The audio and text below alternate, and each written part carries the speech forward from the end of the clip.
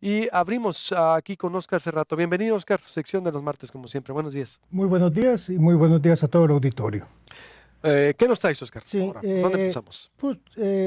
Quisiera empezar con un comentario sobre lo que acabamos de ver aquí en Proyecto Puente, porque y el día de ayer algunas gentes me hablaron a preguntarme mi opinión sobre las aventuras de los diputados de que se van de un partido a otro, fuera de que deberían usar camisetas con el parche con velcro para poder cambiarse de un logo a otro. Pues yo creo que en realidad es intrascendente para la mayoría de los ciudadanos en esta hoguera de las vanidades y ambiciones lo que hacen los diputados. No es un tema que valga la pena, porque en la vida cotidiana del Estado y de los ciudadanos no tiene ningún impacto. Son sus ambiciones, la historia personal de cada uno de ellos se conoce y el tiempo pues, los pondrá en su lugar, porque la historia es implacable contra la gente que construye en base a denostación, en base a mentiras, en base a insidia sus carreras. Lo que sí es importante para la mayoría de los ciudadanos, y un poco cambiando esta semana en vez de venir a dar muchos datos, es un tema de legalidad.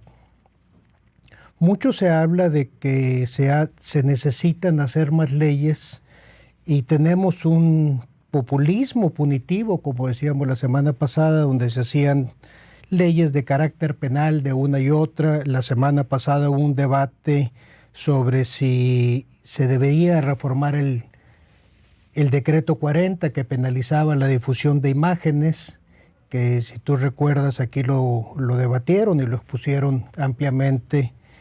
Pero aquí es importante lo que el Congreso del Estado dice sobre ese tema la semana pasada. Dice, desde nuestra perspectiva, estas modificaciones a nuestra normatividad no limitan ni la libertad de expresión ni el derecho de información de nadie.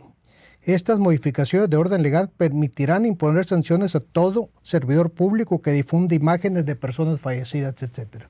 El Congreso la semana pasada está diciendo, nosotros lo hicimos bien. No obstante, todo el análisis y además que el secretario jurídico del Congreso, del Gobierno del Estado, anuncia, y el gobernador también lo anuncia, de que van a presentar una iniciativa de reforma al Código Penal para limitar esto. El Congreso dice, nosotros lo hicimos bien. El consejero jurídico del Gobierno del Estado dice, fueron los diputados, y la respuesta dice, nosotros lo hicimos bien. Y se le olvida al consejero jurídico de que el gobernador del Estado, de acuerdo a la Constitución, tiene la facultad de observar todos los decretos y leyes 10 días y regresárselo al Congreso. Aquí estamos ante un fallo institucional de que el Congreso sigue montado en su macho diciendo que lo hicimos bien. El gobernador 36 días después todavía no presenta la iniciativa y se están tirando la bolita. ¿Cuál es el fondo del principio de legalidad? La semana pasada, ya no por tiempos no pude decir, el 20 de mayo estuvo el presidente López Obrador en Obregón, dieron una conferencia de prensa donde el gobernador da un informe amplio, y ahí está la versión estenográfica de la conferencia, sobre el quehacer de la Fiscalía. Con un pequeño detalle, la Fiscalía pues es un tema autónoma, no está dentro de sus funciones, pero habla de carpetas de investigación, capacitación de Ministerio Público, etc. Pero luego entra el secretario de Defensa y da un informe exhaustivo de la seguridad pública en el estado de Sonora, que tampoco es parte de su competencia. El secretario de la Defensa es responsable de la seguridad nacional, no de la seguridad pública. Pero son los que dan el informe, ¿no? Siempre en las mañaneras, es decir, y son los que tienen el control, finalmente. Digo, ya ves cada vez saltar en el país. El gobernador tendría que haber dado el informe de lo que es la seguridad pública, no el secretario de Defensa. Y el gobernador Pero bajo la política de seguridad la da el secretario de Defensa, a eso me refiero. La han venido dando en cada mañanera. Bueno, y aquí estamos en el tema medular, el principio de legalidad. Quien trabaja en gobierno no puede hacer aquellas cosas más que los que están expresamente delineadas en la ley. Estamos ante un gobierno que viola la ley un día sí y otro también. La semana pasada mencionaba de que le habían dado posesión a un licenciado Soto Alday como titular del Centro de Conciliación Laboral. Sin experiencia. Deja tú sin experiencia. La ley dice de que tiene que tener 5 años de antigüedad con una cédula profesional o título profesional expedido. Su examen profesional lo hizo en 2018 y su cédula profesional, de acuerdo a la Secretaría de Educación Pública, es de 2019. No cumple con los requisitos de ley. Aquí, más allá del tema medular, que es la reforma del sistema de justicia laboral, cuyo Centro de Conciliación Laboral es una parte muy importante para poder solucionar los casos y que no lleguen al Poder Judicial, estamos ante un nombramiento nulo que hace el gobernador. Estamos ante un delito de uso indebido, ejercicio indebido de la función pública que el Código Penal lo tipifica. Hay responsabilidades para quien lo nombre y para quien le toma la protesta.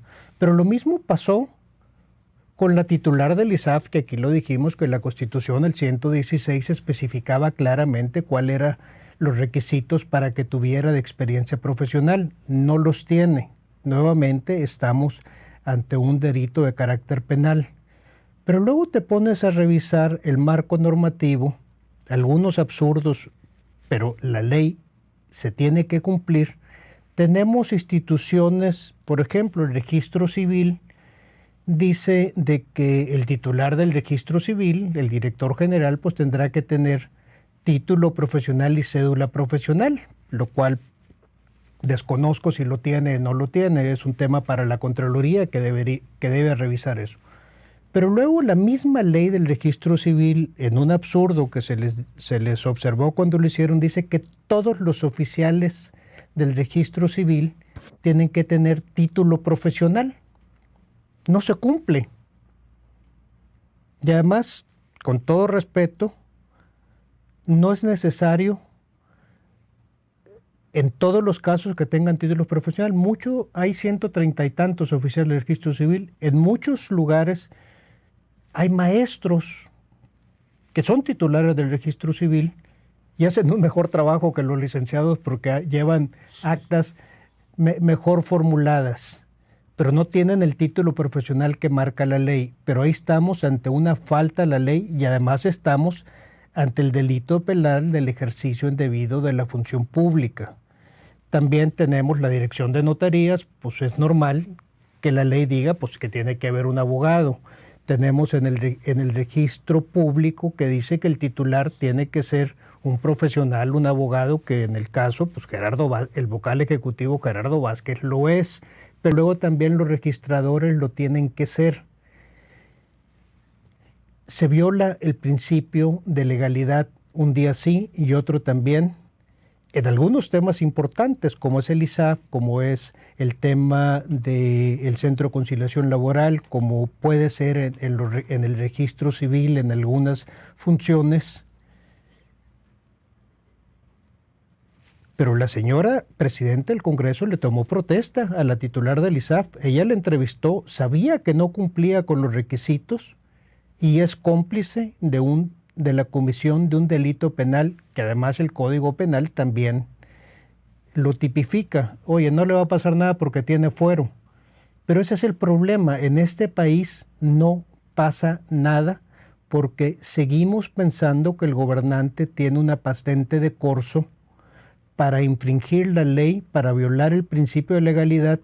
Y aquí pongo ejemplos desde nivel nacional a nivel local, del Poder Ejecutivo, del Poder Legislativo, y tenemos de que lo único que se ha buscado es la captura de las instituciones en este reparto de cuotas a cuates sin pudor en la ley. Estoy seguro que la Contraloría pues está haciendo su trabajo y está verificando qué dice la ley, qué dicen las personas que están ahí, porque de no hacerlo estaríamos ante una omisión grave de la función del Contralor, y además creo que a eso sí le entiende.